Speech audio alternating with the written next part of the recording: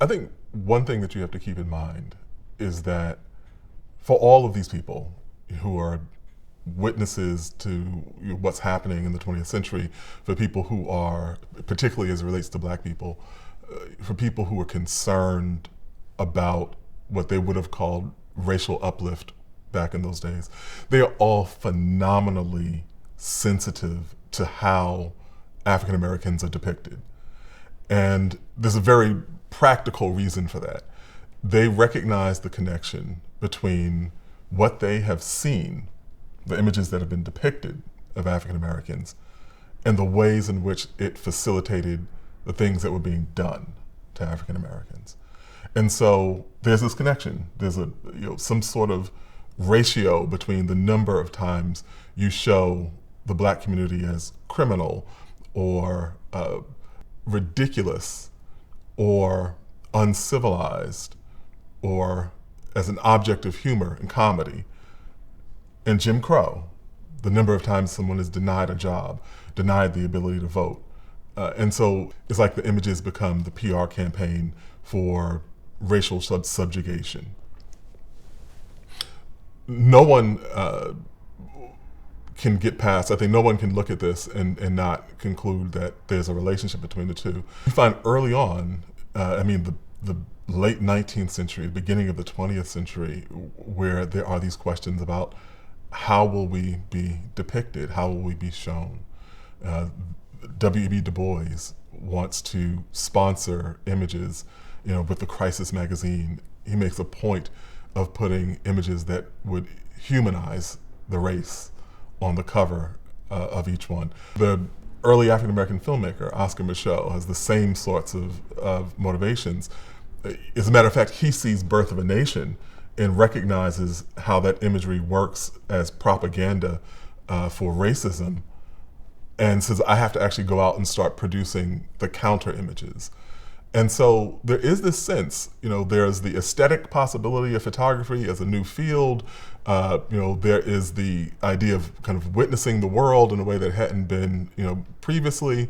And then there's this very specific thread of African Americans who are looking at the emerging medium of photography and seeing a means by which they can make the argument for black humanity. To show you how early this sensibility around the image as it relates to African Americans is, one of the most iconic photos we have as it relates to black people is that image of Gordon, the slave. Very well known is the picture of him and that lattice of scar tissue on his back, bearing witness as a testament to the suffering he had experienced in slavery. We see that image. We never see the corresponding image, interestingly enough. Like, that image was produced and as a kind of documentary evidence of the brutality of slavery, but is also paired with an image of Gordon in his uniform as a Union soldier. And so is the idea of this is what black people had been, and this is the possibility in the course of this war for what black people can be. And so that really sets a dynamic of saying that we have to be able to show not just the degraded, not just the ridiculed, not just the abject and diminished aspects of our lives. I think there's a corresponding impulse. The one is the need to show exactly how savage and terrible slavery had been, but then also a realization that you cannot simply be the sum total of what wrongs have been inflicted upon you. And that's why I think you see the emphasis, with early, black photography, especially with people like James Van Der Zee, to show these really dignified, humane, intriguing aspects of who black people are. Why there's a reason, that you tend to have significant numbers of photos of middle-class black people, even though that's a kind of fragment of what the black population was then. But they wanted to be able to depict the entire spectrum of what this community was and what the possibilities for their lives were. And I think that when you look at or even when they were showing, the difficulties and poverty, to do it in a way that didn't diminish the people. They really talked about the circumstance and not the flaws or the degraded aspect of the person who's experiencing poverty. And so I think that's one of the things that you see with Gordon Parks and his early documentary photography, when he believes that the camera can make a difference, that you can actually prick people's consciences to expose the conditions that African Americans have been living under. He takes pains to always kind of bestow the humanity on the people who are in those images in a way that you really, really can't take for granted. And I also think it's kind of the best of what the social documentary tradition of American photography had been. If you were talking about Walker Evans or Dorothea Lange and the photography that they were well known for, and the ways in which it captured really the kind of undimmed fortitude of people who were living in difficult circumstances, that is lauded. Gordon Parks is saying, wait, there's this whole community whose experience has really been defined by this struggle to retain their dignity in the face of the constant infliction of difficulty and racism and discrimination and so on. And where do they get their images that show who they are as people? And I think that's one of the central things, especially with his early work when he's emerging, that's one of the central things that just leaps out at you when you look at his work.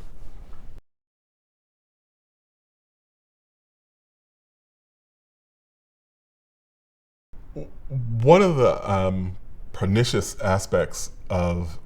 one of the most pernicious aspects of having your story told by other people is that it tends to flatten the details that may be extremely important to you, but are almost invisible to this person who doesn't belong to your community, who doesn't know your community very well.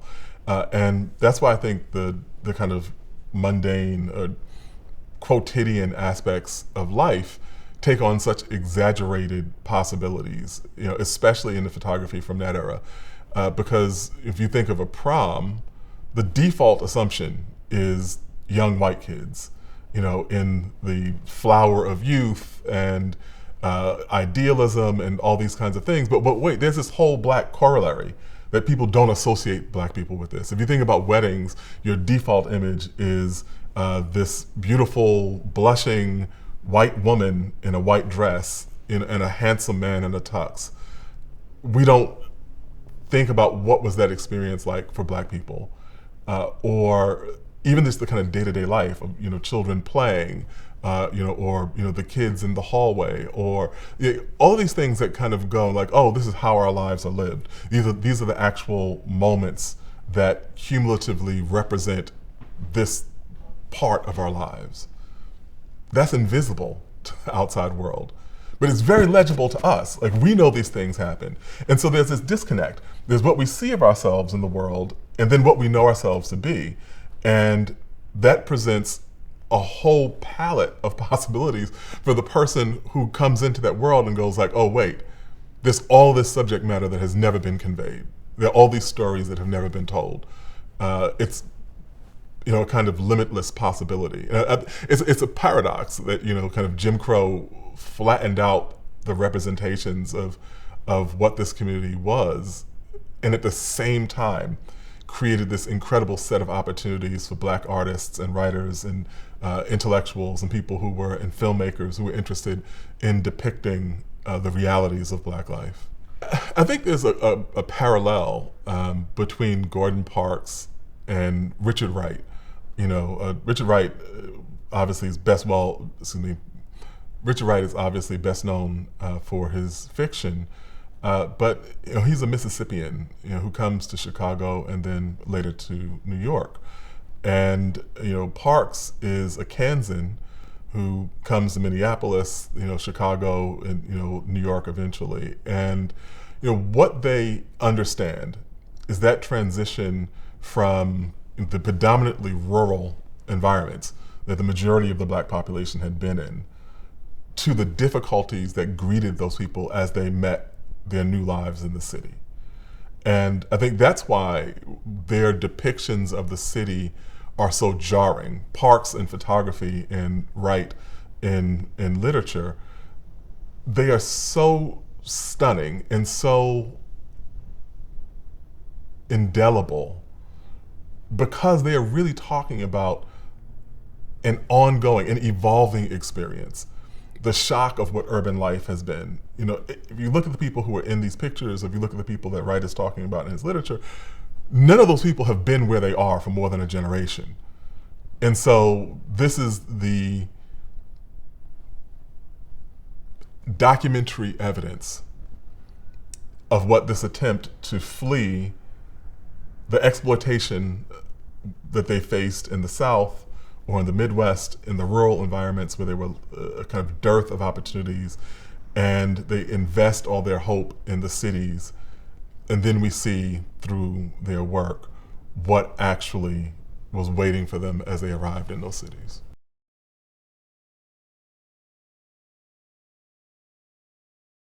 There's a kind of curious state of affairs in Kansas because there's not black equality there, and at the same time, this is not Mississippi, it's not Georgia, it's not Alabama, and there's kind of tiered relationship, but also possibilities that are maybe provide a little bit more breathing room.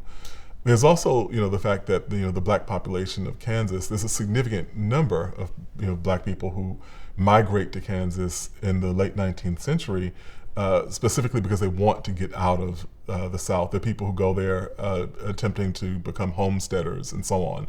And so there's a little bit of a different relationship to being in the Midwest than there is. That said, he's the youngest of 15 children in a rural environment. There's not a great deal in terms of resources in his life. But one thing that you get, and he talks about his early life in his various writings in a number of different contexts. But the one thing that you do get clearly across all of those writings is a very firm sense of community. And so he's not a kind of atomized individual, or his family doesn't exist, just kind of out of nowhere, but they are very much interconnected with other African Americans who were there at the time. Even the fact that there's a possibility for Parks to begin to learn piano, the rudiments of piano that he learns as a young person, and then later, it talks about in his adolescence, becomes the means by which he can feed himself when he's a piano player in a brothel as a teenager. But he learns that in the community back in Kansas.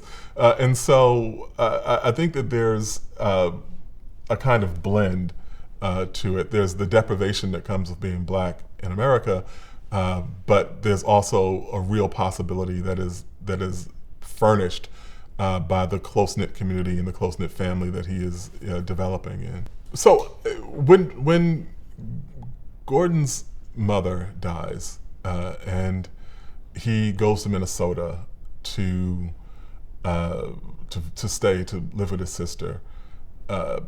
One, that's a transition, a huge transition. The emotional shock, the loss of his mother, who he's very close to. He's only 15 years old, and then the shock of geography, going to a completely different place.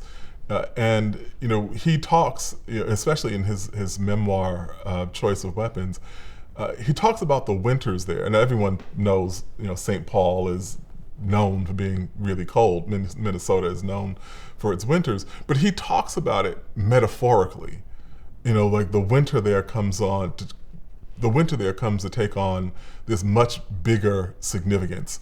It's a metaphor for the coldness of his brother-in-law, who turns him out into the street just after a few months, him sleeping on trolley cars, the coldness of the school system that he's trying to matriculate through, but ultimately has to leave, the coldness of the lack of opportunity there, the hunger, the actual physical hunger he experiences, and he constantly talks about that, because one of the ways that this is a different kind of subject is that it gets pretty cold in Kansas in the winters too. But he's talking about an entire set of affairs there. And so the life that he takes, kind of tap dancing on the various lines of the law, and finding himself in the company of places that could have sent his life down a very different path, is not at all atypical for what happens when people migrate to the North. And if he were a younger person, they would have thought of it as kind of the life of a truant, or truancy. What happens when you have really no formative institution that can help you make your way in the world. St. Paul is the scene in which every institution he comes in contact with fails him, including his family, including the school system. And that's, I think, where the narrative of Parks, to the extent that we would call him a self-made man, there are kind of complications about that idea, but to the extent that we would call him that narrative takes place.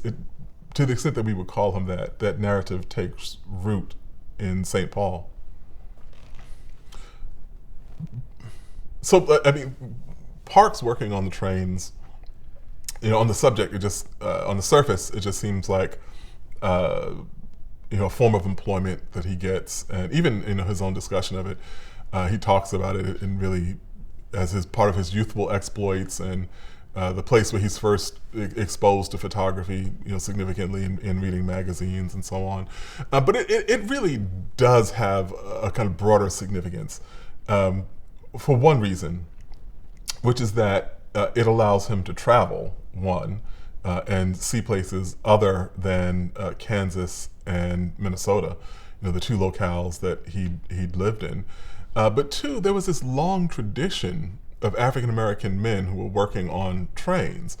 You could easily come in contact with college educated men. You could easily come in contact with men who had professional degrees, who, because of Jim Crow, were not allowed to enter those professions. And so you would have highly educated people of a variety of backgrounds who would be working with you in these environments. And so it becomes not exactly a university, but something close to it. As much as the school system in St. Paul had been, those trains become an educational environment, for Gordon, outside of the photography. He talks about this narrative of, him reading the magazines that people left behind on the trains and becoming fascinated with the photos that he sees in there, so much so that during one layover, he goes into a pawn shop and purchases a camera and decides to try his hand at it, as almost, the way he describes it, is almost as a lark. But that decision is not made in a vacuum. It's the context of him being in motion, in the context of him seeing other cities, in the context of him talking with the people who were there, and the kind of the beginning rudiments of Gordon Parks' worldliness. This is what people know him for down the line, of this person who seems to have been everywhere and met everyone and done all these interesting things. That begins with these small kind of local trips that he's taking while he's working on these trains.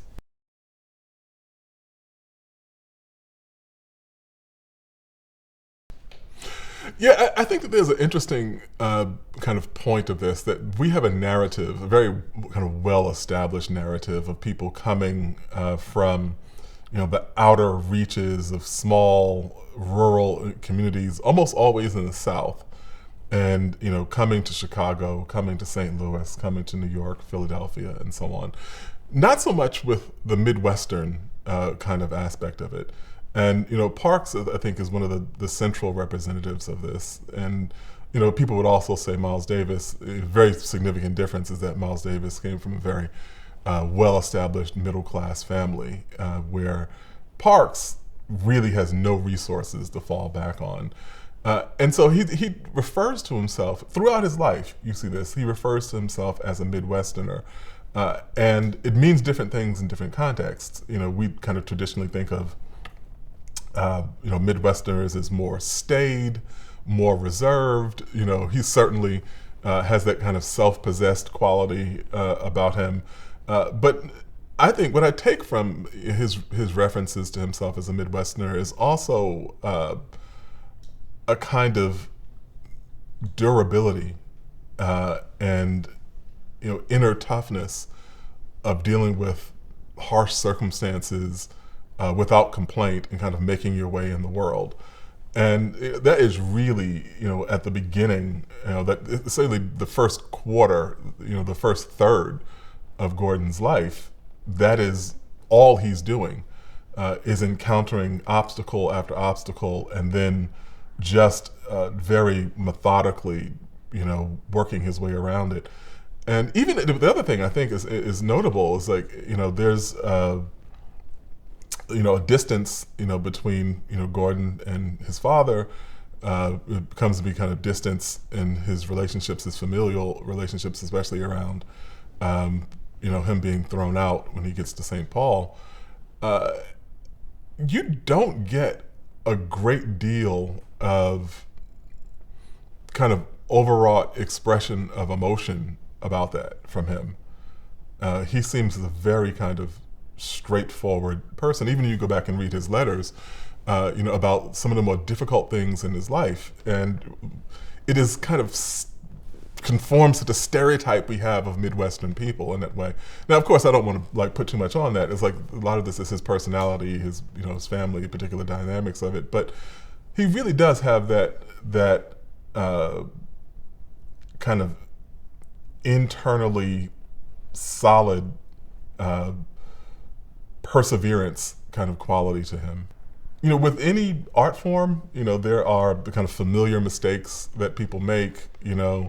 Anything that you do, like if you teach a kid to play baseball, there's probably a 60% chance that first time they pick up a bat, they'll hold it cross-handed. Like the things that you just know, like when you're starting something out, the kinds of mistakes people are prone to make. One of the things that is remarkable about Gordon Parks is kind of going through his early photography, the extant photography that you have, is just how phenomenally quickly he gets good. So you're seeing him, with these kind of basic images or kind of oh, okay, this is an interesting photograph.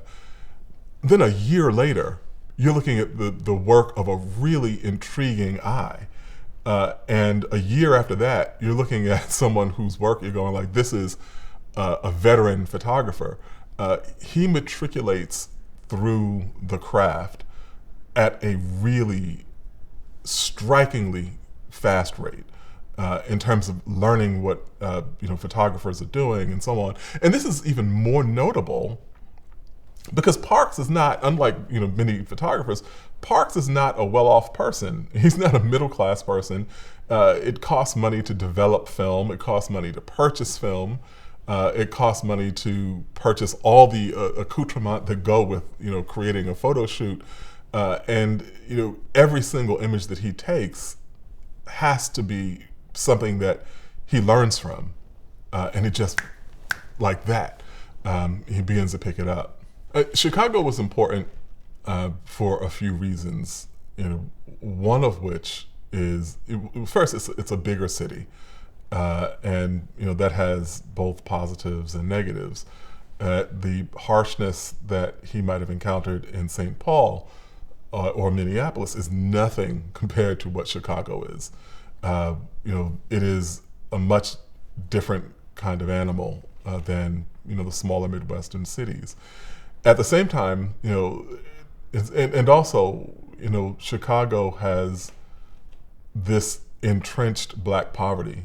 There's a much bigger black population than there is in St. Paul, and a really significant presence of what people would have then called ghettos, and so Parks is getting exposed to this and living in these communities. The other part of it, though, that I think is significant is that this is the first time that he gets a community of like-minded artists, and that's really essential, especially with that kind of lifelong relationship that he develops with Charles White. And their friendship as he is beginning to do the really uh, stunning artwork that he does. And so he and Charles White are both these young men with artistic ambitions, and not a whole lot in terms of resources, in terms of to be able to realize those ambitions. You have him, you have Charles White, you have the whole set of people who are connected to the Chicago kind of artistic renaissance that people know about in that point. And there's opportunity that comes out of that. The fact that he is able to get his first significant grant, from the Rosenwald Foundation, that Elaine Locke, sees to fit to write a grant for them for parks at that point, is not insignificant. So Chicago is important, and there are a few reasons. Just geographically, it's important. It is a much bigger city than St. Paul. It has a much bigger black population than St. Paul, and it has a much deeper and much more entrenched kind of network of poverty, for lack of a better phrase, in Chicago. There are well-known and entrenched, what they would have called ghettos at that time, where black people are living. It's a very different beast from St. Paul. And so, when Parks gets there, this is kind of his first real exposure to what, black urban existence is. At the same time, there are possibilities. Because there's this bigger population, it's more likely for him to actually find like-minded people, which he does. The kind of most formative relationship he develops is, with Charles White, the artist. And, we should think for a minute just about how wildly idealistic it is, for these two young men, at a point where there is really widespread black poverty, there is discrimination, there's Jim Crow, there's a dearth of opportunities. They are pursuing a line of employment that is tenuous even for white people, even for young white people. And so it requires either a great sense of idealism or naivete or outright foolishness to go down the road that they are attempting to travel. And then even within this dynamic, there's a different distance between Charles White and, even within this arena, there's a difference between what Charles White is trying to do as a visual artist and what Gordon Parks is trying to do as a photographer. Visual art has been around since the time of people sketching on caves, but photography is not really thought of as an art form at this point. People are kind of figuring out where photography fits. We understand it as a documentary medium. We understand it as something that people may have a family portrait as a kind of creation of artifacts of your personal life, but photography as art is still being established. And so this is a wildly idealistic gamble that Parks is taking at this time. And I guess one of the reasons that you have so few black photographers at that point in time is that I think most people would not have liked the odds. They would have looked at the odds of becoming successful at this and said, no, there's no way that I'm going to undertake this. And Parks, with his kind of bullheaded clarity about where it is he was trying to go in the world, continues right along. There's the responsibility, the dawning responsibilities of family life, that are, resting on Gordon's shoulders. He's married at this point. His first child has been born at this point. And the reasonable reaction would have been to try to find just stable employment. Maybe you'll be a person who has this sideline or hobby of taking photos and live out the rest of your life. That's not what Gordon does.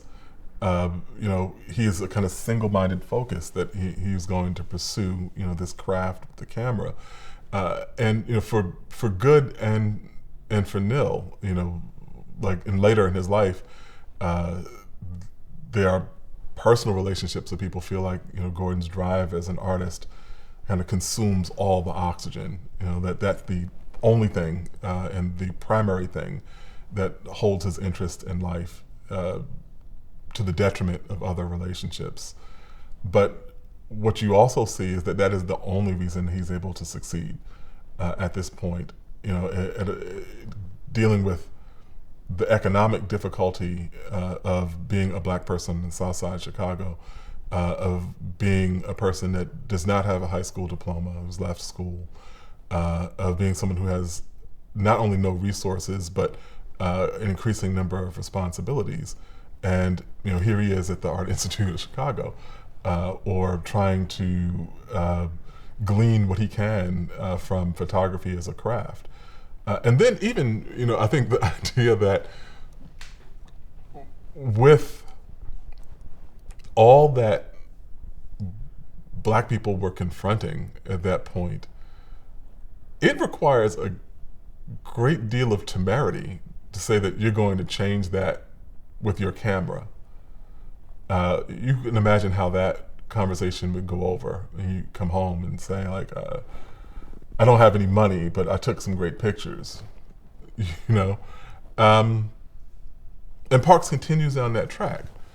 And I think by the time he winds up in Washington, D.C., that is, and under the kind of tutelage of Roy Stryker, that is the first time you begin to see that maybe this wild idea of making your way through the world as a photographer, and not simply doing kind of studio photography, the kind of transactional, bring your new baby, bring your children and sit down for a family portrait kind of imagery, but aiming for a much broader set of parameters and saying that I'm going to actually document the world and be part of this ongoing dialogue about democracy in the United States. That begins to have maybe a sliver of a possibility of actually happening by the time he gets to DC.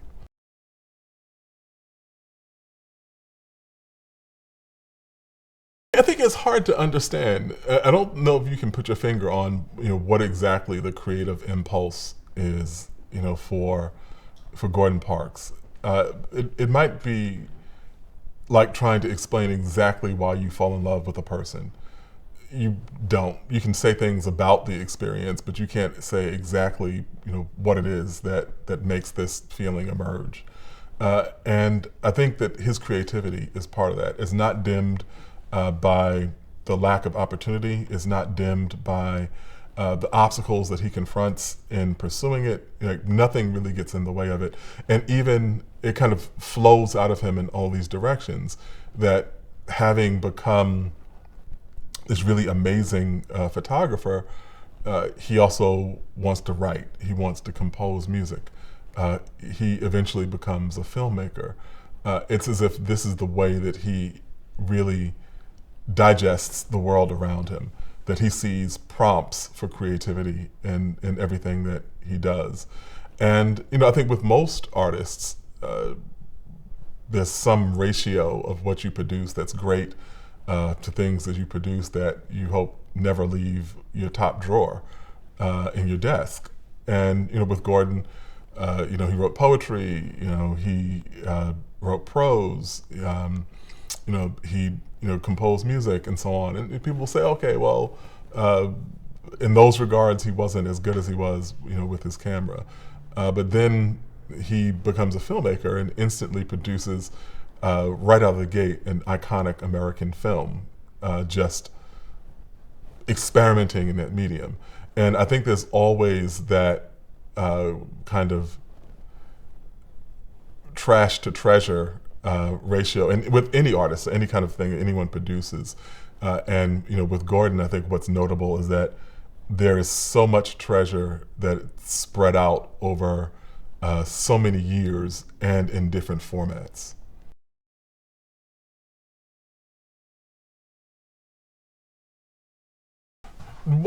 Gordon's relationship, his experiences in Washington, D.C. were strange. And that's because Washington, D.C. was a strange city. It is the nation's capital, has a significant black population. It is southern-ish in its orientation, between Maryland and Virginia, specifically chosen because they did not want a nation's capital that'd be too far in the south or too far in the north. And that kind of geographic ambivalence is part of Washington's personality as a city. But one of the things I think in Gordon's relationship is that he is shocked by the segregation he encounters there.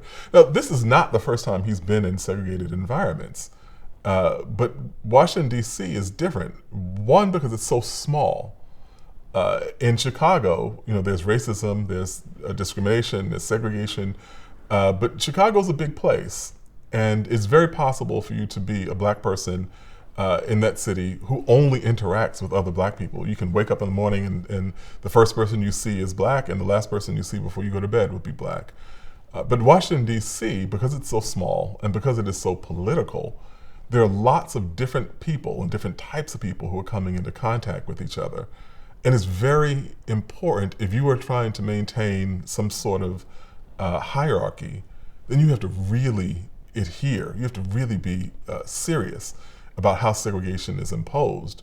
And so he talks about Roy Stryker sending him out with his camera when he first gets there, and him encountering just a really overt kind of racial hostility.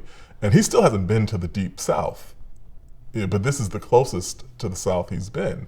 And that's what his relationship is in Washington, D.C. I mean, in going back to the Washington, D.C. history part, if you want to kind of put this in, I mean, it's notable that D.C. has this weird civic personality. It's up until 1850, the nation's capital still had slave auctions. The Compromise of 1850, which allowed California to enter the Union, one of the things that it did was outlaw slave auctions in the nation's capital, because people thought that it would be an embarrassment, for diplomats or foreign officials to come to the citadel of democracy and see someone trying to sell a human being on the street. But it's right across the river from Virginia. And so this is kind of reflective of this. In 1862, Washington, D.C. Abolishes slavery before the rest of the country does. But then they do this weird thing. They compensate all the people whose chattel had been emancipated. And so the one time in American history where the United States actually paid reparations, they gave money to white slaveholders in Washington, D.C. The city that Gordon Parks arrives in 1944 is very much reflective of that history. And so you have this person who has gone through a certain portion of the world, understands some things about how race operates, but has not been in the peculiar kind of laboratory that Washington, D.C. is. And Roy Stryker knows that. He knows who he's talking to when he sends Parks out with his camera. I think that's the second day that he's in the city. And Parks goes out and is just shocked by what he sees there. And that really begins to frame the work that we see from him subsequently. So all of that history contextualizes the city that Parks comes to in May of 1942. Like, that is what he's walking into, the backdrop of Washington, D.C., a city that has been shaped very much by its Southern legacy, as well as being kind of close to the mid-Atlantic states, and all of those dynamics, the segregationist senators and congressmen who were there in the Capitol, the growing black population, a significant portion of which are domestic workers who actually work for these families. Like, that's the environment that Parks is walking into, and you can really understand why someone with his particular set of experiences feels like he doesn't know what hit him when he gets to DC.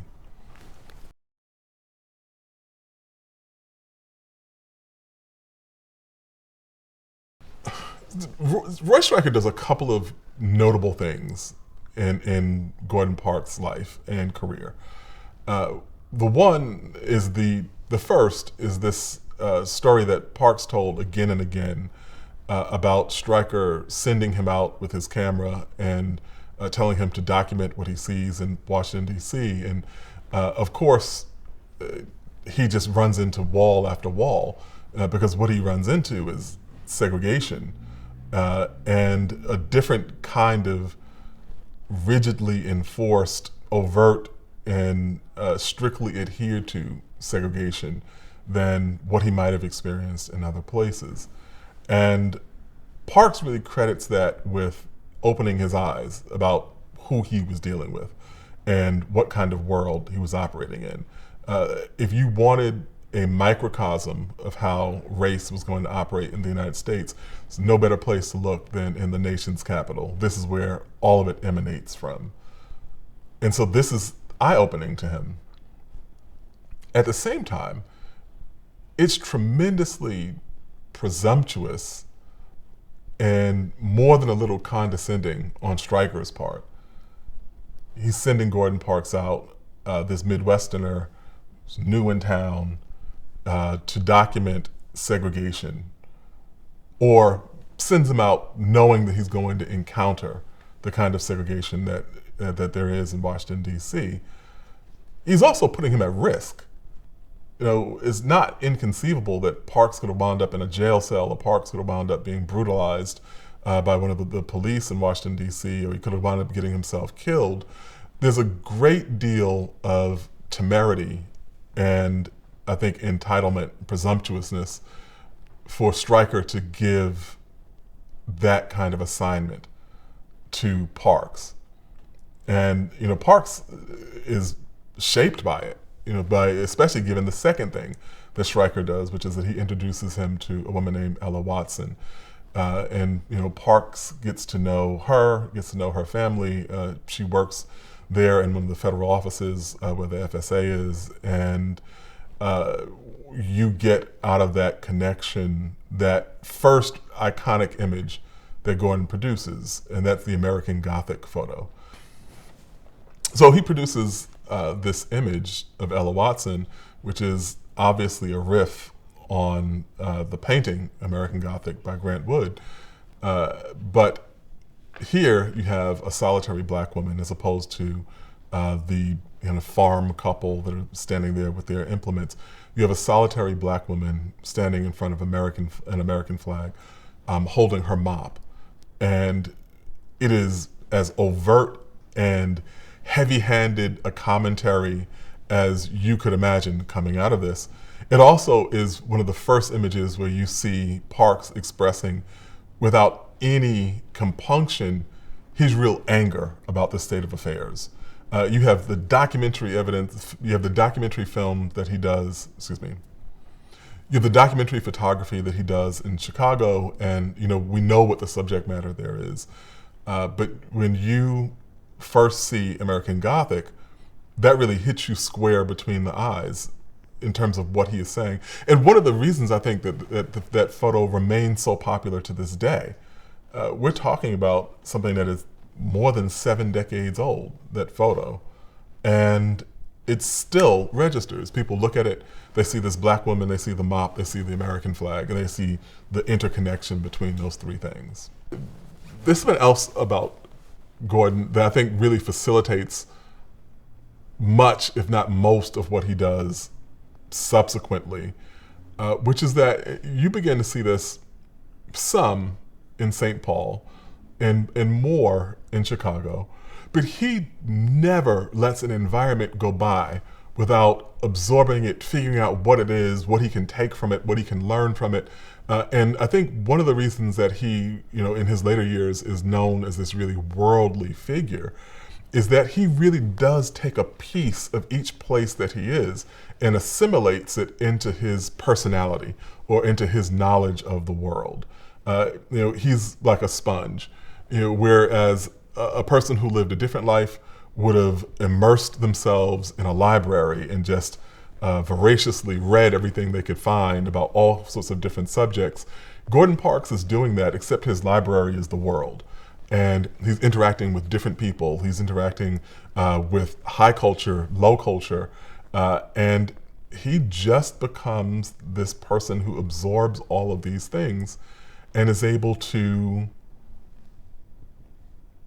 kind of dissect and understand what this portion of the world is about. And I think that's one of the reasons why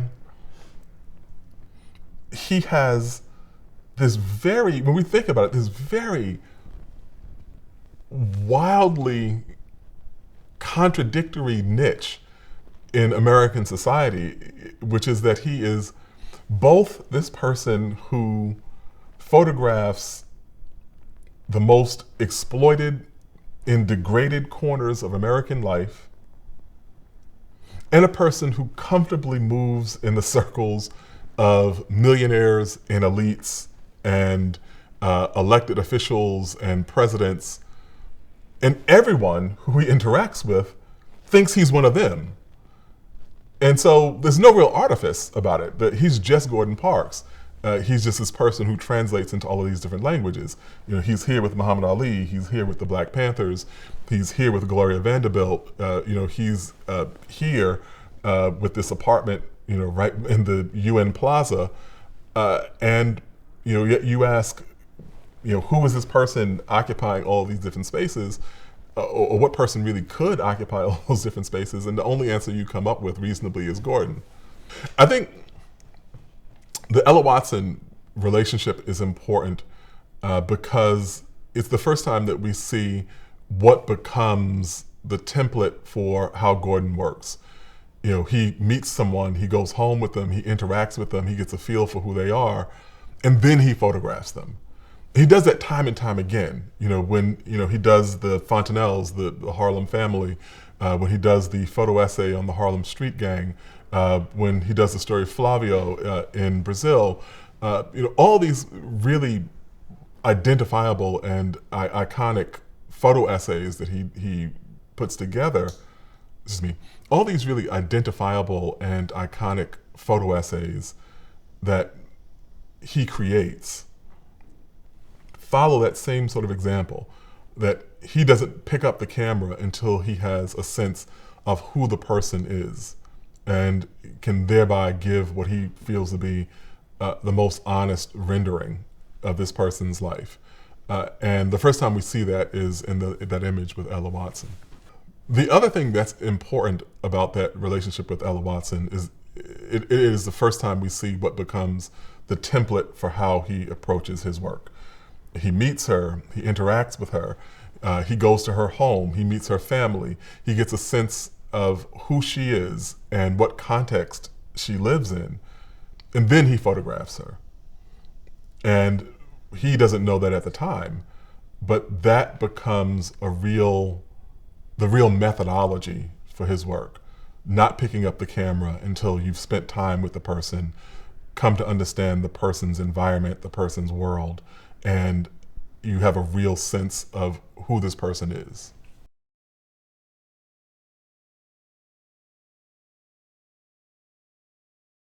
Parks' decision to create a photo essay on this young man, Red, he was a member of a gang in Harlem, it's important for him personally. It's important societally, socially at the same time. It's certainly important for Life magazine. And all those things are kind of bound up in where photography is and what's happening in the 1950s. First, there is this broader concern with truancy and gangs, not in the way the kind of common thought of it now would be like this is about race or what's going on with black youth. There's a bigger context. When you look at the film Rebel Without a Cause, and there's a kind of societal worry about where the youth are headed. And so Parks is kind of tapping into this bigger narrative and saying, here is the black corollary of this, and here's what's happening in Harlem. Also, Harlem has not really become like the community it is a decade later, where we think of it as kind of marred by black poverty, and as an example of what has gone wrong in terms of urban policy, racism, the treatment of African Americans. It's on its way to becoming that, but in the 1950s, it's still a much more diverse community than it is a decade later. And so when Parks shows up with his camera and wants to document this slice of life, he's really calling attention to an evolving problem. As you'll see, it's the same sort of thing that says in Chicago. It's the same sort of thing that motivates him in Chicago, where he's really at the outset of the development of these ghettos, on the South Side, and he's looking at the problem as it develops and saying, this is what's happening here. There's not a whole lot of attention that is being given to the question of African American delinquency, of African American youth, where they're going. To the extent that people are talking about it, it's the kind of sort of dismissive thing that people are saying about black people at large. And Parks sets out to do what has at this point is beginning to become a trademark for him, which is look at the people behind this question and bestow a degree of humanity upon them. And of all the images that you get in that photo essay, I think one of the most significant is just the one of the young man Red smoking a cigarette and looking pensively out the window. That could be anyone with any set of questions in any community trying to figure out any problem. And I thought that really captured the point that Parks is making about who lives here, what's happening here, the fact that this is a young person who goes to a funeral for one of his peers, which is an experience at that point that would be shocking and novel, and has unfortunately become something that we're familiar with in the landscape of American society. And Parks is highlighting that happens. And so it's difficult 60, 70 years later to look at that work and realize how revolutionary it was at the point that Parks did it. These were people who were it was much more likely that they would be talked about than it would be for them to be talked to. And Parks actually goes there and talks to people and then starts saying, well, this is what I've understood this particular slice of American life to be on the basis of these experiences.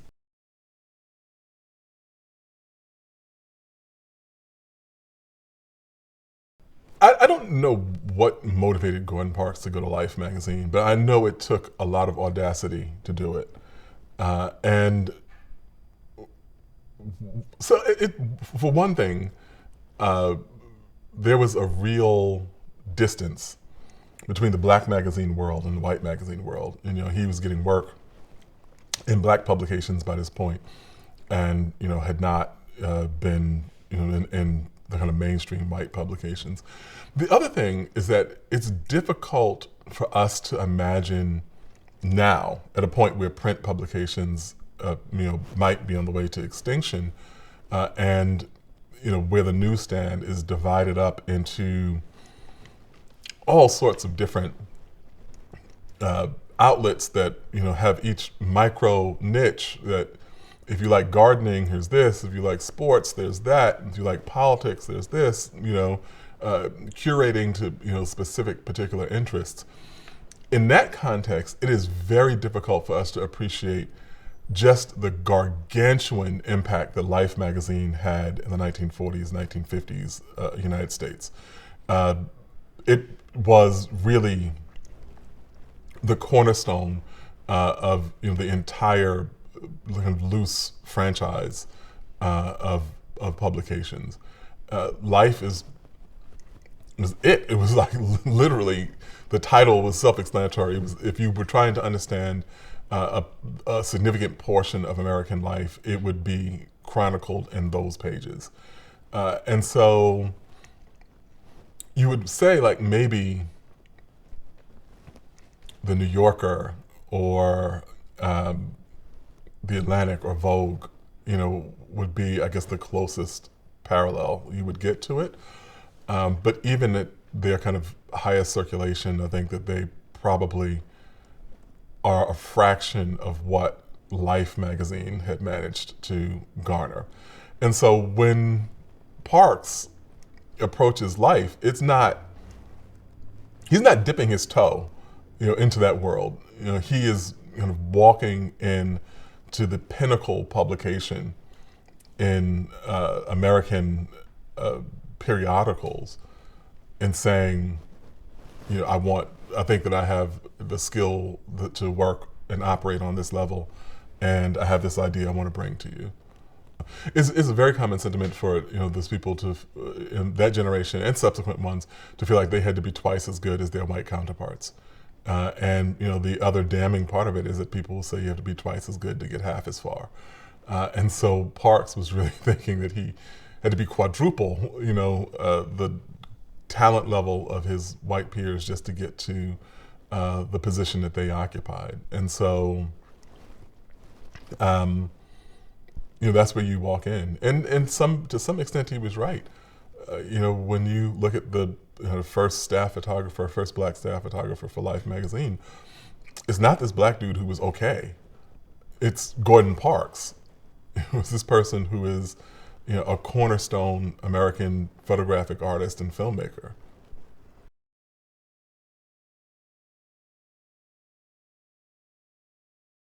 So my introduction to Gordon Parks came as a high school student, when we read The Learning Tree. And, I read it and thought, oh, this is interesting, and kind of didn't, put together the bigger connections to it. But it was years later when I saw the Half Past Autumn exhibit that I got, actually, let me say this. Then, I guess I encountered Parks again when I was in my later teens and in college, and saw Shaft, which we'd seen as a young person or whatever, but watched it again as an adult and got a sense of kind of what he was doing as a filmmaker, and like, oh, okay, this is interesting. And I got some of the references and knew who Bumpy Jonas was, really referring to as the Harlem gangster Bumpy Johnson, and I understood the film better, but I didn't really get an appreciation or even really a grasp of his staggering contributions until that exhibit Half Past Autumn, which I saw at the Museum of the City of New York in Upper East Side of Manhattan. I literally left that exhibit stunned. I remember standing outside and trying to process it because, two things really occurred to me. One was that this is an example of what it means to live your entire life in pursuit of a particular craft. That if you could find someone who had been a shoemaker or a carpenter or any kind of trade, and then lay out everything they had ever done from their 20s to their 90s and say, this is what this person's life looks like. And in the case of Gordon Parks, we have that in his photography. The other thing I think that really struck me about this was the refusal to be pigeonholed into just one aspect of that art. So we saw his portrait photography, we saw his documentary photography, we saw his fashion photography, we saw kind of the shoots from the photography from his film shoots, that he had lived his life with this camera at his side. And it had become the mechanism by which he had expressed himself. And he wasn't really concerned about genre. He was, having mastered his ability to use this piece of equipment, then able to pick and choose which formats he would operate in a particular time. That's a tremendous testament to his artistic ability. It's also a testament to the fact that he was a black person. And he is operating in a world in which, quite frankly, you don't know which one of these things you might have to do in order to make it that particular week.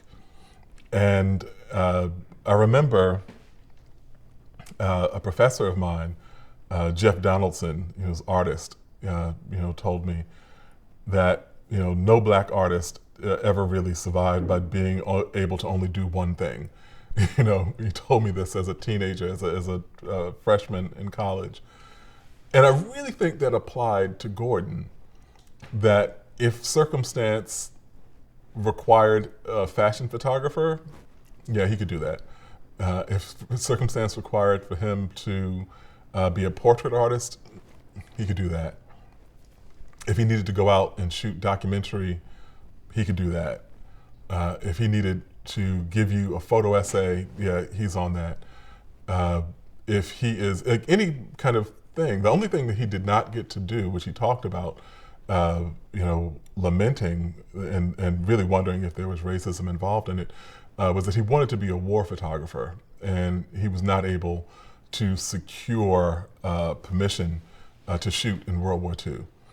And that eluded him. But everything that was within his grasp, he really went after and did. And even the industrial photography, catalog photography that you have. And when you see the work that he's doing, he's sent out to do this industrial photography about oil rigs and oil production in the 1950s. Sounds like the most tedious thing that anyone could ever be assigned. And then you see the work from there, and it's just stunning. Like, this is not just catalog photography, this is art. And Parks, is able to do that too. It's like, if you give me a dry industrial assignment, I'll give you memorable art out of that. And I think that that's partly, it's a creative facility, but it also is recognizing a very real practical principle, which is that as a black artist, you need to have a lot of different tools in your toolkit if you're going to actually survive.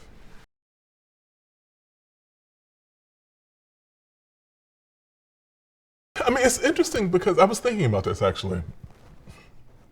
Because Parks' age is a little bit weird. He's younger than the Harlem Renaissance people, but he's older than like all these other people who come into prominence later. So in the 1950s, I guess that you have Melvin Van Peebles, who was tremendously influential in terms of Parks' decision to begin making films. And those two, even though Van Peebles was younger than Parks as well, but he is really a kind of strange time frame.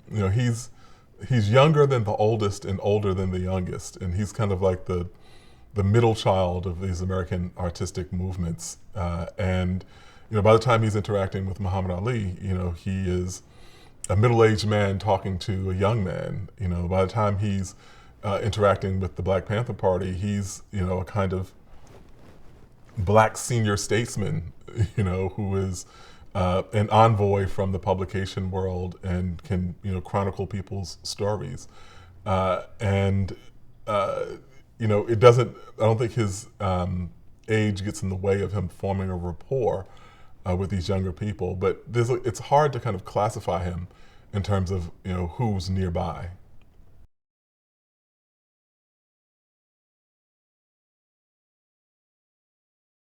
Harlem Gang Leader photo essay was indicative of a double-edged sword of being accepted in mainstream media.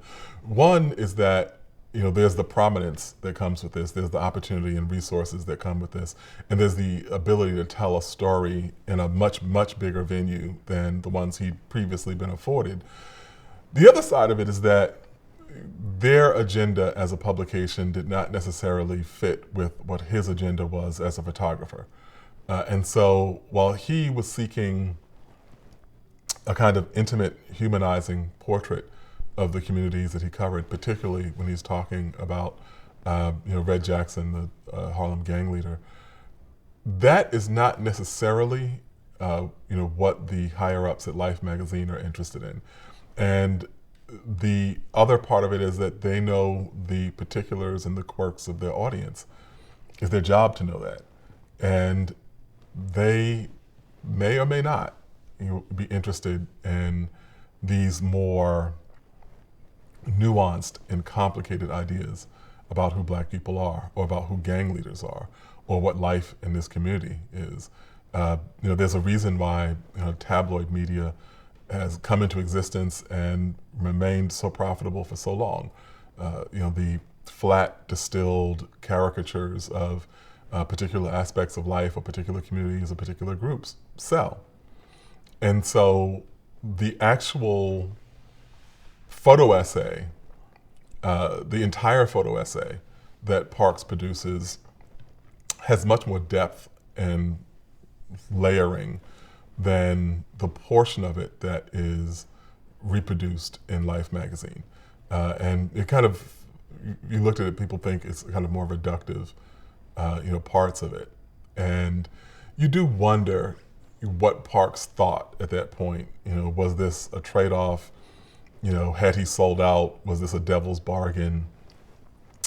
Or like any other person, artist or not, wondering if you can find some middle ground between paying your bills and preserving your integrity. And I think that comes up. And it's not something he had to question in that way prior to that, but that comes up in that first photo essay in Life magazine.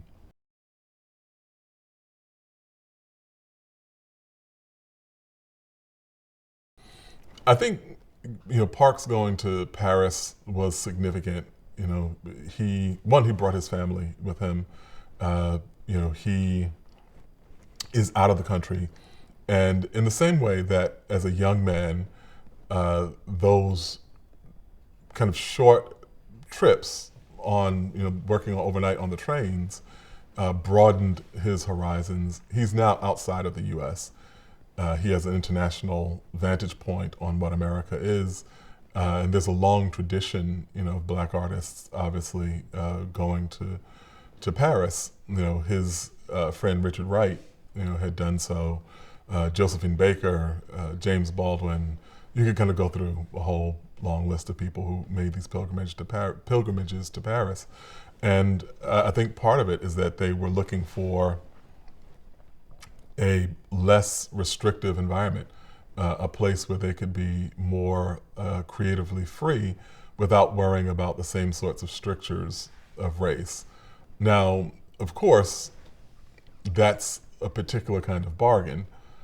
France has its own long colonial history and very significant and severe racism inflicted upon the people in their former colonies and Haitians and so on.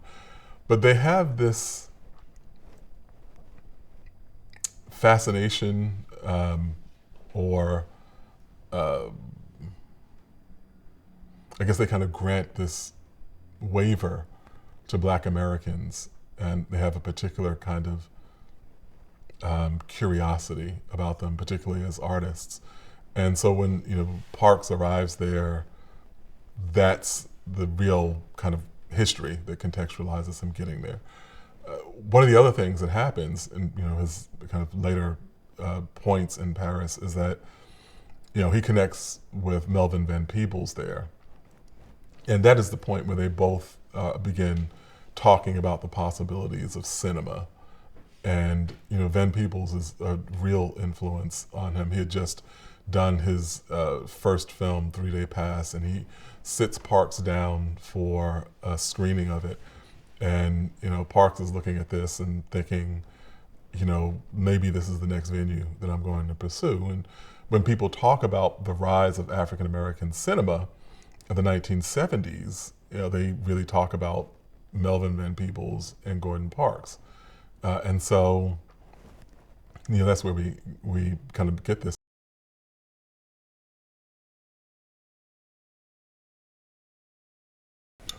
So if there was any debate about the centrality of images to how people understood the world, or more specifically, to how people understood race in the United States, then Emmett Till resolved it. Famously, he was a 15-year-old African-American boy who, like very many teenagers in Chicago, was sent to visit relatives in Mississippi over the summer 1955. There's an incident outside a store in Money, Mississippi, where Emmett Till was accused of having whistled at a white woman. There was subsequently some dispute about whether or not that had actually happened. And he left, went home to the uncle he was staying with. Later in that evening, he is visited by a group of white men, including the husband of the woman who was in the store, and they took him by force, and he was not seen again alive. We later learned that he was murdered and hung, drowned rather, with a cotton gin engine tied around, let's say farm equipment. He was drowned, later found that he was drowned. The piece of heavy farm equipment tied around his neck to weigh him down. His mother, Mamie Till, sees the ruin of her 15-year-old son's body and does two things that are kind of etched into history and into the memory of anyone who witnessed it, who lived at that time and was aware of it. She holds a open casket funeral for him in Chicago. And given the extensive damage to his body, embalming was difficult. And so people talked about just the horrendous stench. And that was a metaphor for what America was. And she allowed the photo of his body to run in Jet magazine, John H. Johnson's publication that was headquartered in Chicago. That image goes out, and for anyone who's seen it, they know it looks like something from a horror movie. And it really unsettles. I mean, there's an entire generation of Black people that you talk to, person after person after person, talking about their lives really being defined by how they lived before they saw that photo and how they lived after. Muhammad Ali talks about that as a young person seeing that picture and realizing that he could be Till. Till was his peer, and this is what America could potentially do. It became a generational experience. It really defined how a generation of people came to understand their relationship to this country. A lot of really political Black people talk about seeing that picture and just being like, that's it, And so for me, actually, an interesting kind of point, which is that it wasn't Emmett Till, but when I was about 15 years old, a friend of mine had this book. It's called The Black Book, which was edited by Toni Morrison. And it's just this kind of collection of Black memorabilia. It's the best way to kind of explain it. And you turn it, it's like a scrapbook of Black American life. And you get to a particular page and there's an image from a lynching.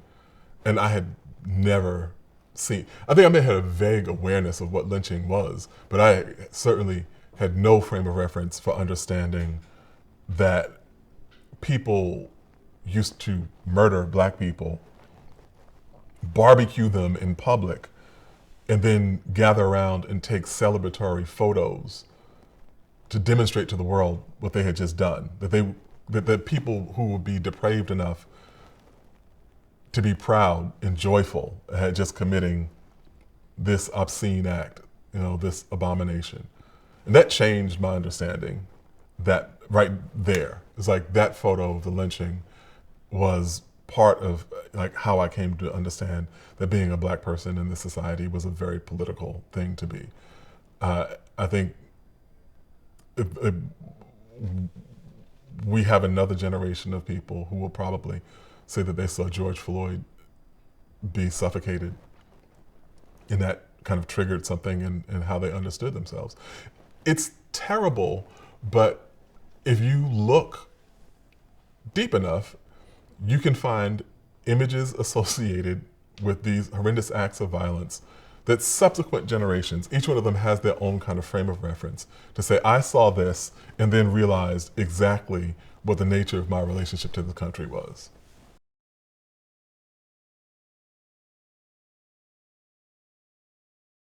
Amy Louise Wood, whose book I'm always like praising, wrote this book because there have been a lot of books written about lynching, but she wrote this book, Lynching and Spectacle, which seems to be the most obvious angle that no one would think to take. She took it from the angle of the photography. She talked about the reason that we have so many lynching photos was that Kodak had just produced what was really the first point and shoot camera, basically, around the same era, and had sparked this photography craze with people documenting every kind of mundane part of their lives. And lynching became part of it. It was one of the first things that people began to document. With these affordable cameras, they went out and documented this. But she also makes this really compelling point that just made me like smack myself in the forehead, where she said, this belongs to a genre of photography. People think that the lynching photo is a particular thing. She was like, no, it doesn't. It isn't. It isn't. It belongs to a bigger genre of photography. And once you make the connection, you can't unmake it. She said, these are hunting photos. And I said, holy shit, that she's right. It's like the holding up the fish that you caught, holding up the buck that you shot. Like, it's the same thing. And I was like, so there's a guy, and I don't know what became of this project, but he went back and photographed the locations of, I don't know, it's like 50 lynchings. And in some places, because of the location, you could find the descendants of the people. So one of them was like outside this general store. And the same family owned this general store like 70 years later. I think now it's like a hardware store or whatever it is. But he got people to talk to him. They didn't want to talk about the lynching, They didn't want to talk about the relative who was in the picture, but, they were there and implicated, and, it's like, oh, okay, yeah, this is what my fucked up Uncle Charlie did, back in 1947.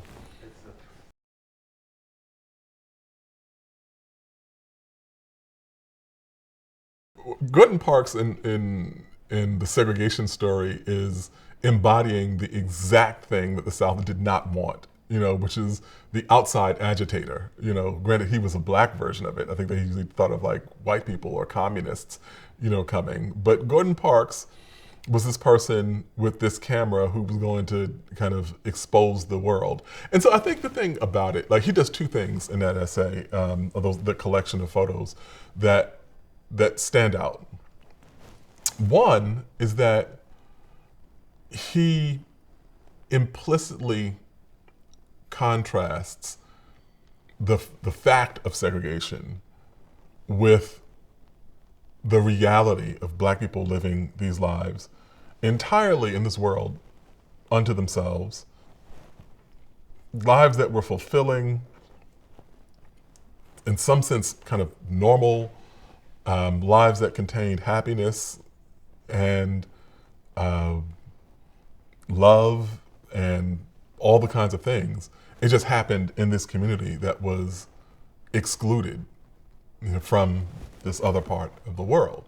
And I think that's kind of typified when you see the very dignified picture, a kind of glamorous picture of the mother with her daughter, and you realize that they are like in a segregated environment, but the segregated environment is secondary to it. The first thing that you notice is this amazing composition and really this beautiful picture, this beautiful woman and her beautiful child. And so it kind of makes segregation recede into the background. And at the same time, it does something which seems to be obviously a contradictory undertaking, but exposes segregation for its arbitrary cruelty, ridiculousness, and injustice. And I think all of that is in that collection. One of the other points about it is that the civil rights movement brilliantly used national media to its own ends. People who were in Bessemer, people who were in Montgomery, people who were in Georgia and Mississippi and had benefited from the fact that they lived in really this hermetic world, that their affairs were their affairs and the injustices that they imposed upon Black people there were their own business. The civil rights movement upended that, because now you had national media coming in and subjecting the realities of the Deep South to the public opinion of people across the country. And things that looked normal to Southerners, to white Southerners, looked barbaric to people in other parts of the country, even as these other places had their own racial issues.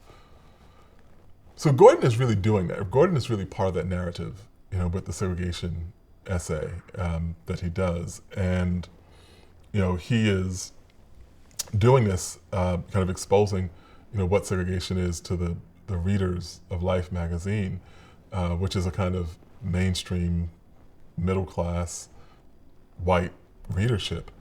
But he's also kind of giving them this other window into the lives of the people who live under the heel of the segregation system, and saying that they had not totally been defined by the subordination that had been imposed upon them.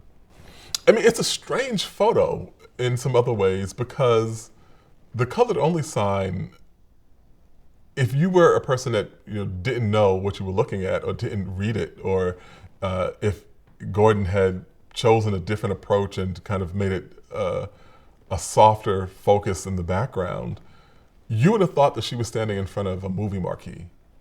It's that bright neon lettering, the most cheerful way of describing, what is an abysmal and unjust system.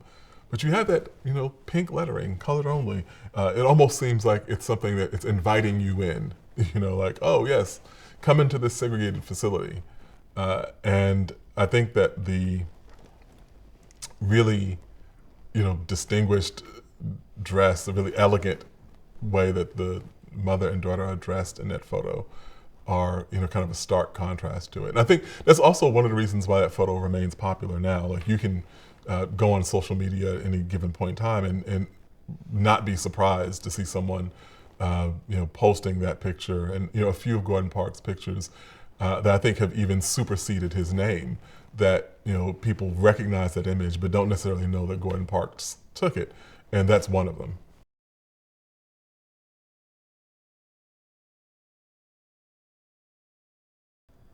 So I think that the relationship with Malcolm was really intriguing. Obviously, they were very close, and they developed a rapport, very quickly.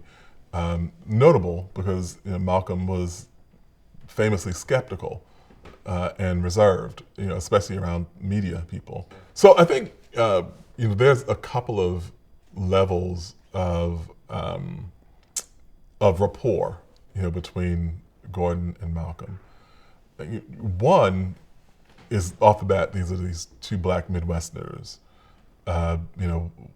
Gordon from Kansas, and Malcolm from Omaha, and both of them have matriculated to other places, since then. But they, these two realities, kind of black Midwestern men. The other is, I think they have obviously this kind of fierce concern with racism and the subordination that comes with it. But I think there's a kind of rapport that the two have in maybe seeing a bit of each other, a bit of themselves in each other. Gordon admires the fact that Malcolm is one of these people who speaks completely without any euphemisms or any need to dilute or sugarcoat his anger and contempt for racism and the white people who have imposed it upon his community. When you see Gordon, when he writes about himself, he talks about seeing the world in a light that's kind of very similar, to what Malcolm, does. And so he doesn't have that kind of central ideology, the Nation of Islam has or whatever, but they are both, very keenly aware of how things came to be the way that they are. And, quite frankly, there's a kind of virility, that the two of them have just as part of their character and persona as well.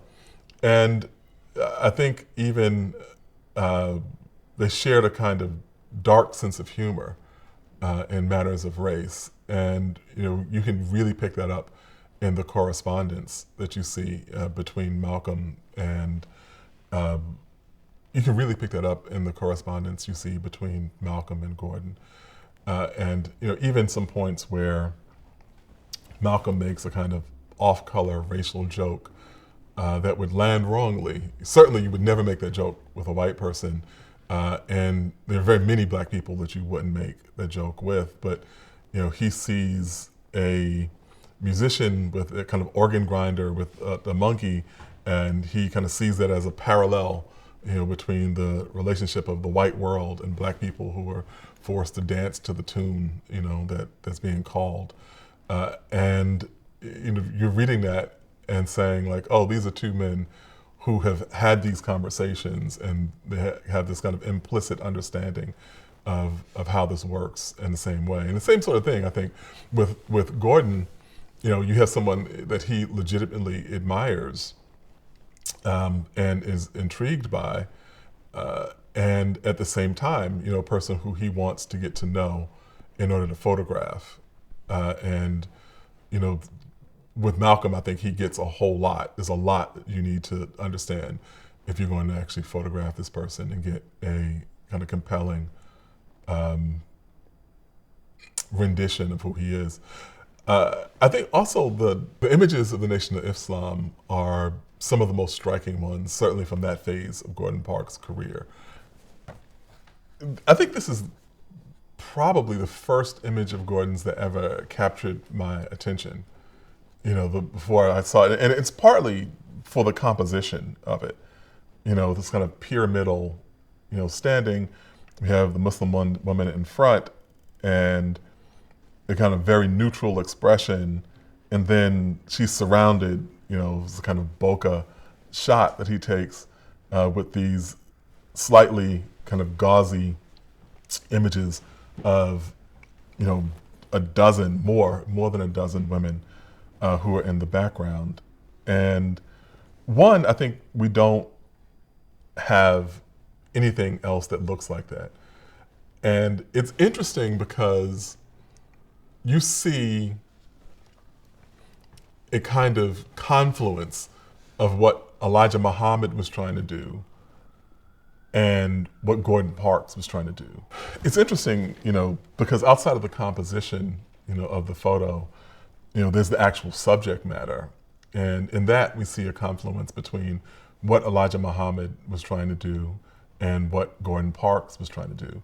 And what I mean by that is that one of the central tenets of the Nation of Islam was to produce black people who were respectable in a particular light. Uh, that was why there was the emphasis on formality, people being called by their whole names and not nicknames, men wearing suits and ties, women wearing conservative dress, men not having mustaches or beards, being clean shaven, and this very conservative, almost personal bearing. And that being meant as a specific corrective to how African Americans had been seen previously, as louche, degraded, slouching, slovenly, like all the stereotypes that were associated. And so Elijah Muhammad was trying to produce this cadre of black people who visually defied all the stereotypes that had been imposed upon us. That is what Gordon Parks has been doing with his camera since he picked his camera up. And when you see this picture, it is exactly kind of like the crossroads where those two ideas would meet. And I think that that's part of why I think I've never been able to get this image out of my head since I first saw it as a young person.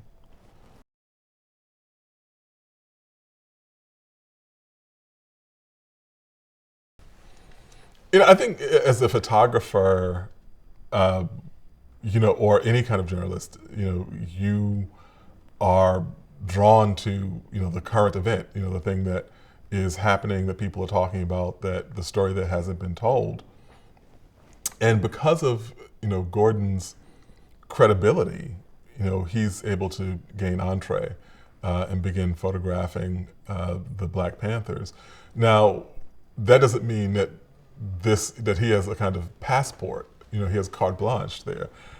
This is one of the instances you encounter where people are very suspicious of him. He talks about that, actually, and there's an element of danger. He's photographing these people who are very committed to, what they believe in. Everyone is armed, and here's Gordon, and there's not as much as there would be subsequently, but there's a great deal of suspicion, even then, within the ranks of the party. And so, Parks talks about there being difficulties and actually having to kind of smooth things over where people are kind of not sure what he's doing. And, he's showing up and following people around with a camera. And there's a real kind of sense. And also, I think, Parks is a generation older than these people, even though he shares very many of their sentiments. Parks is kind of a man outside of his time, because he's generally probably a little bit more militant than most of his generation. But that's not necessarily known, to these younger people who are suspicious of people from, his age range and his background. He's a representative of, ironically, let me say it again, there's an implicit irony, which is that it takes such a long time for Parks to be accepted by mainstream publications. But by the time he's photographing the Black Panthers, he's now a representative of the white publishing establishment. And so that heaps another layer of suspicion on the work that he's doing when he's out in California with them. And so I think that's one of the more, interesting situations that Parks comes into, when he begins doing his work, his photographic documentary work.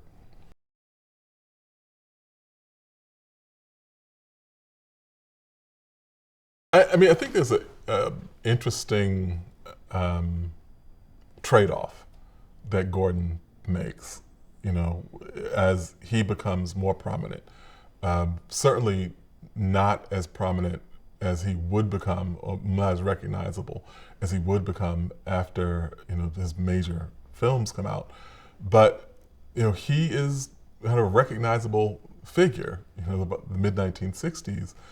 And the trade-off is this: he had previously been able to observe uninterrupted, with his camera, and capture the unguarded moment to be this person who was maybe kind of an enigma, this Negro man with a camera, who's going around taking images.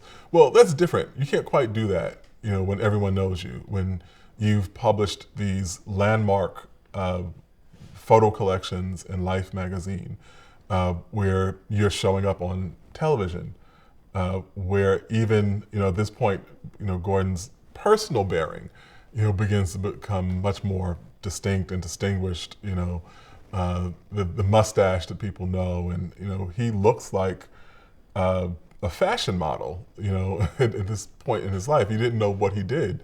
If someone said, this is a diplomat who's here from France to negotiate a treaty, you'd be like, sure, you think that was just as well. And so that both opens up avenues for him and closes some of them. It's now that you're going to be photographed, you're going to be photographed by Gordon Parks. Their expectations, it's harder to get at who someone is when they know who the photographer is. It's more difficult to have an honest exchange. It impacts his personal relationships, certainly, and his relationships with his children, and a kind of more complicated undertaking of Gordon Jr.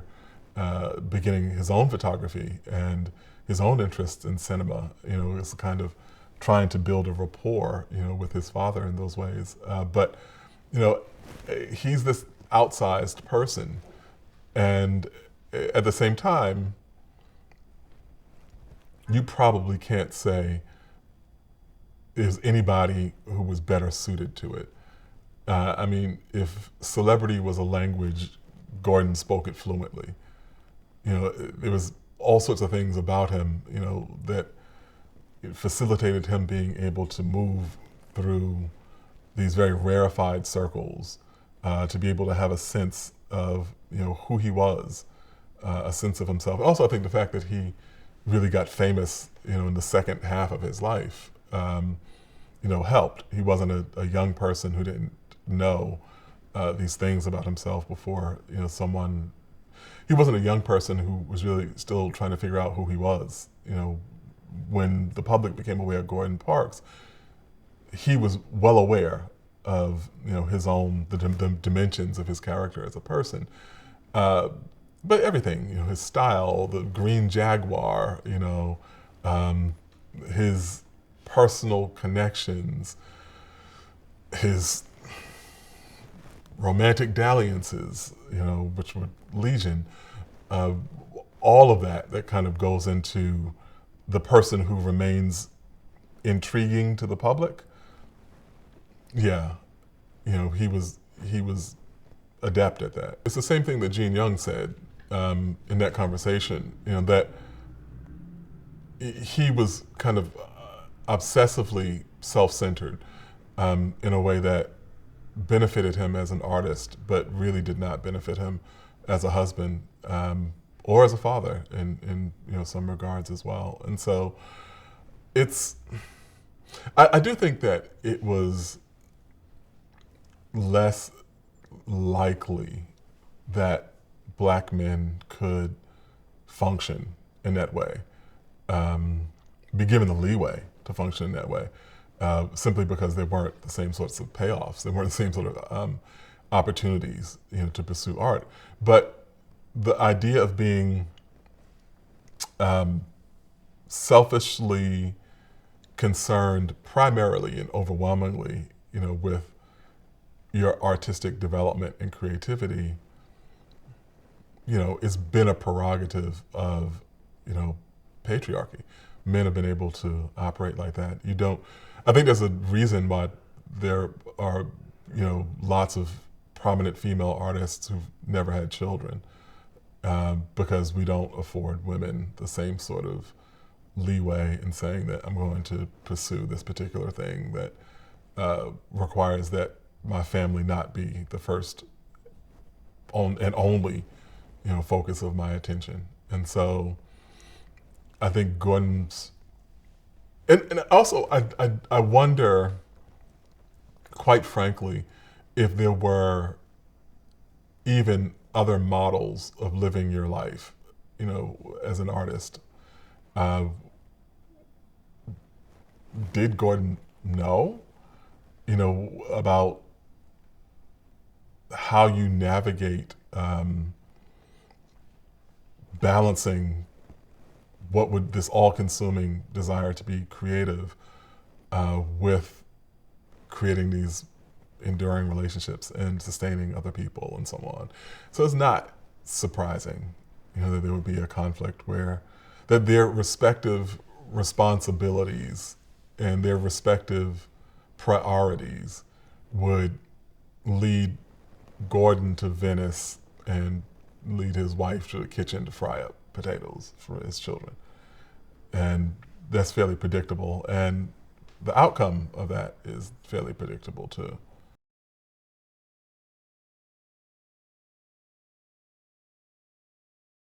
Gordon, produced competent, scores. It wasn't like his music wasn't the thing that kind of grabbed you in the same way that his photography did or that his cinema did. But I also think that I tend to not think of it as either or. I think that Parks was first and foremost a creative spirit, and that he was always looking for outlets for that creativity. And some outlets favored, circumstances favored their cultivation more than others did, and happened to be that the photography was the one. Now, the curious thing is that with music, with African Americans, there were probably many, many more avenues to develop that skill set and that creative facility than there were for photography. But he was swimming. He was swimming in different waters, and so he pursued the thing I think that had the least. He kind of went down the place that was the unpaved road, and took that as far as he could take it. And I think after he had really become a master photography, I think after he had really become a master photographer, he felt comfortable to really pay more attention to these other aspects of his creativity, which had always been there, but hadn't been doted upon and honed and cultivated in the same way as the photography had been.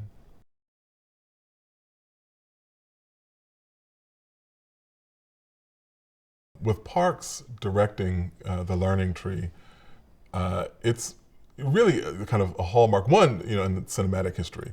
Is the first African American director who's doing, this major studio film.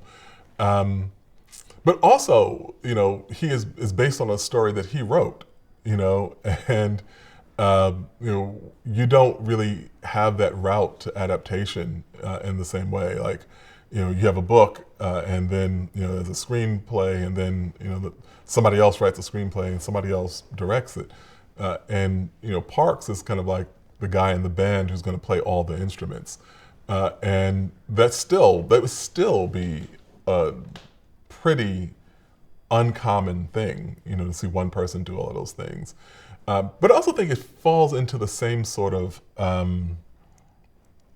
maybe paradox of his career, which is that in order to be the first Black person to do something, you have to be this exceptional talent.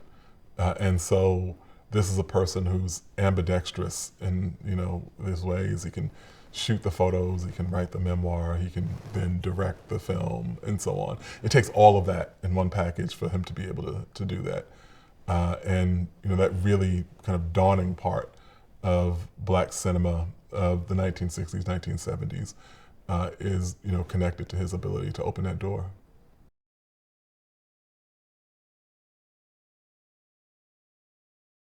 Uh, it's really kind of notable.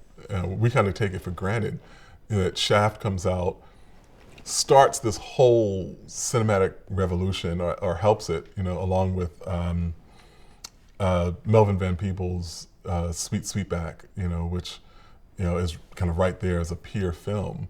But we don't really think about the fact that Gordon Parks is by this point almost 60 years old. He has an entire career. He could have stopped right there and would have been regarded as a great American photographer and one of the pivotal African American artists of the 20th century. But he is at a point where very often people's creative faculties begin to wane. He opens up this entire other avenue and produces a film, not only in a different genre, but creates a whole movement within the genre that he's just starting out in. And so it really is it really is a significant achievement on multiple levels for him to have done this. The first time I saw Shaft was when I was a kid, and it was on TV. And I also remember the Isaac Hayes score.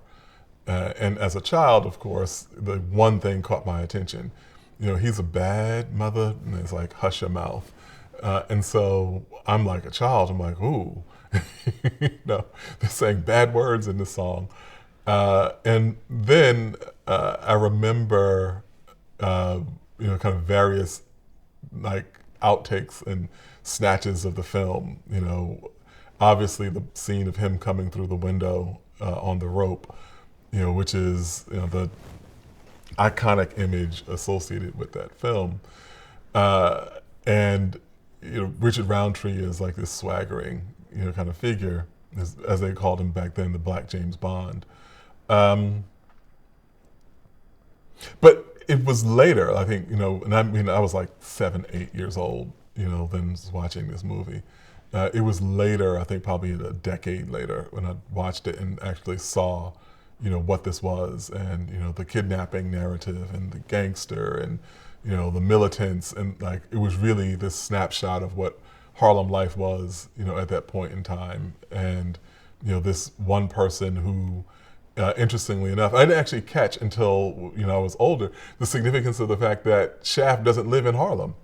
You know, he lives downtown in the Village. And so he's a different type of cat. You know, it'd been very easy for him to have had his private detective office on, you know, 116th and Lenox in Harlem, and that would have been a different kind of dude. But Shaft is like, no, he's the guy who is downtown, kind of running in different worlds and still coming uptown and gets respect from people. And, you know, what does it say? The men want to be him and the women want to be with him. And that's who Shaft really embodies.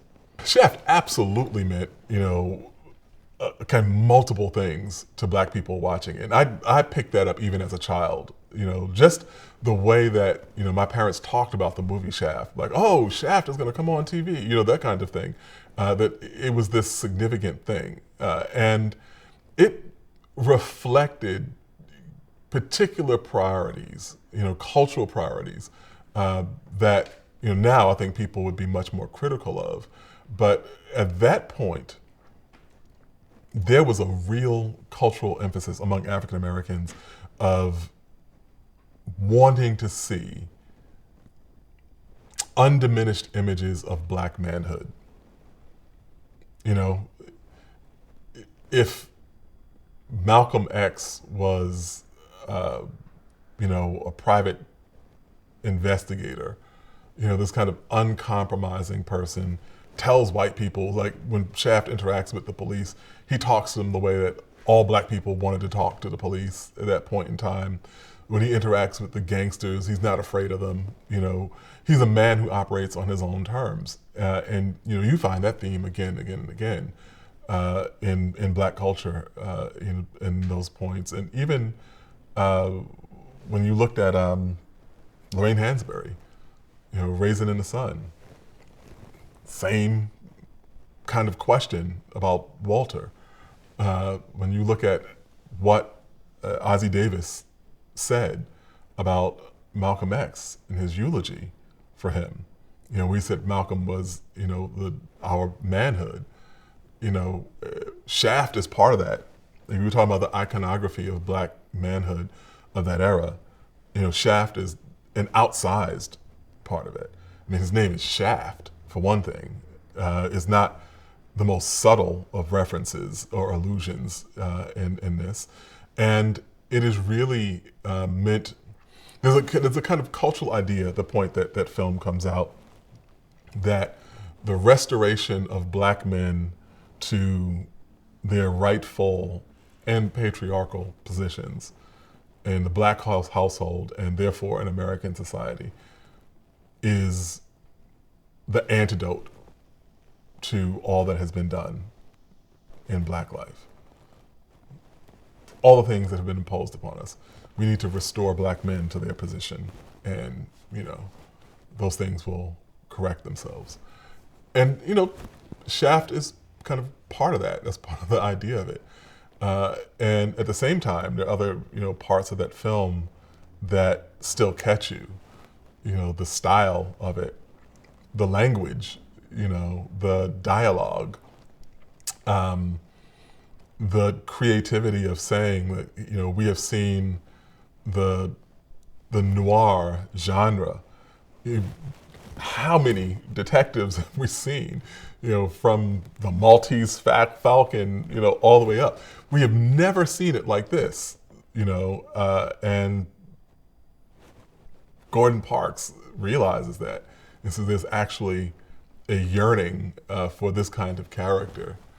And he was right. It's still a film that we talk about 50 years later. Shaft is in a lot of ways the opposite of the Sidney Poitier character, or the type of characters that Sidney Poitier tended to play. And the reason for that is that Poitier had this palpable cool to him, and that was a kind of demonstration of his mastery of himself, that there was nothing in the outside world, none of the kind of indignities that might be visited upon you as a black person, none of that could ruffle him. And in other circumstances, though, that appeared to be kind of detached and passive, that this was a black person that white people would find safe. Shaft is none of those things. He is a person who has his own sense of cool, but it comes from a different source. The fact that if you say the wrong thing to him, it's very likely he will punch you in the face. And anyone dealing with Shaft knows that. And I think that Shaft was really a sign that people had turned from the Sidney Poitier era of black depiction of manhood. Shaft was really a sign that people had turned from the Sidney Poitier era of depictions of black manhood into something that was kind of much more of the radical, unconcerned, defiant zeitgeist of the 1970s. And I think it's also interesting, that for Gordon, who was a 60-year-old man at the time, he's making this film, nearly 60 years old, he crafts something that speaks to the attitudes and temperaments of people a generation younger than him. That Gordon is really ahead of his time in a certain way, that the people who connect with him, certainly through his cinema, and I think a lot of his photography as well, are those people who are 15, 20 and more years younger than him. Shaft is a hero for black people in their 20s and 30s. And for black people who were Gordon's age, they may or may not be uncomfortable with a dude who is as overtly angry, as overtly sexual, as overtly disrespectful, as unconcerned about what anybody else thinks about him, and who is completely interested in living life on his own terms. Yeah, I don't know that resonated the same way with people Gordon's own age.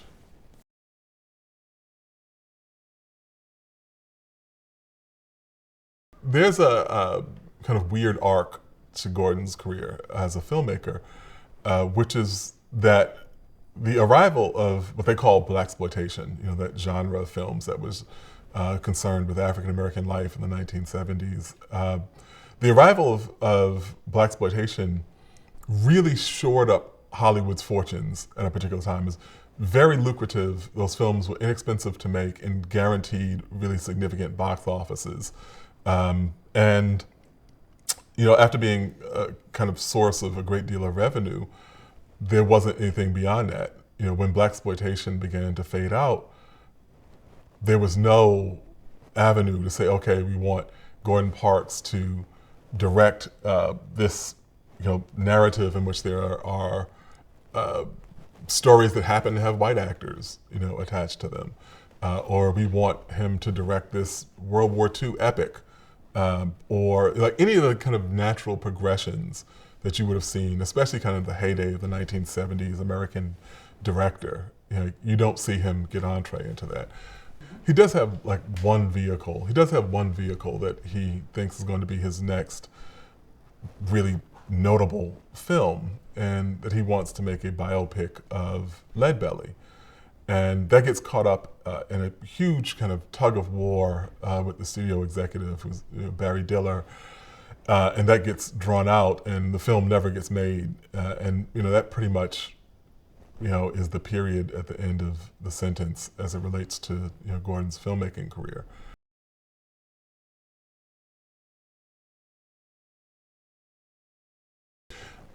I think that Gordon resonates because life has continually reminded us of things that he tried to tell us.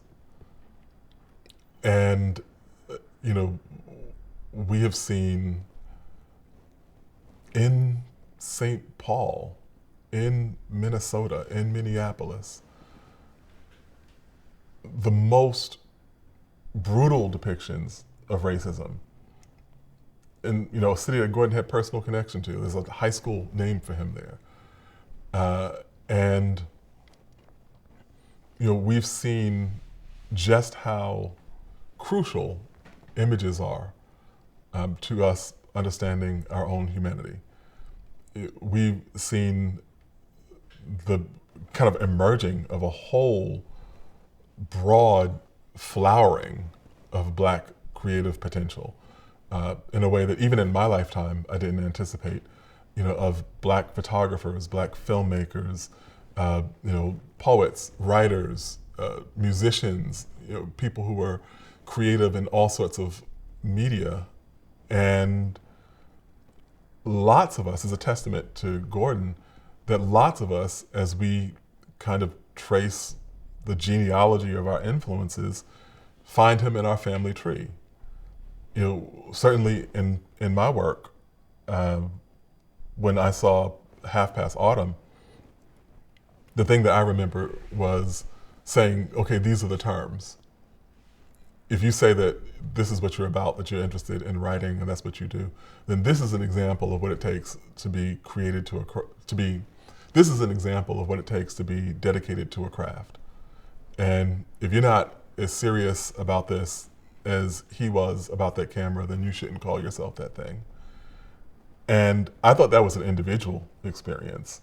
But as time has gone by, I found lots of people who had that same sort of experience, or that same sort of avenue, who saw an image that Gordon Parks produced, or saw an image that they'd seen forever and didn't know that Gordon Parks had produced it, and have found inspiration in the fact that he did so much with far less than we have access to right now.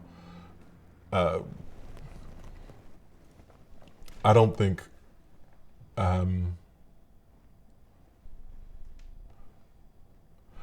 that we really get to understand the world that we operate in the same way that we understand it now without Gordon.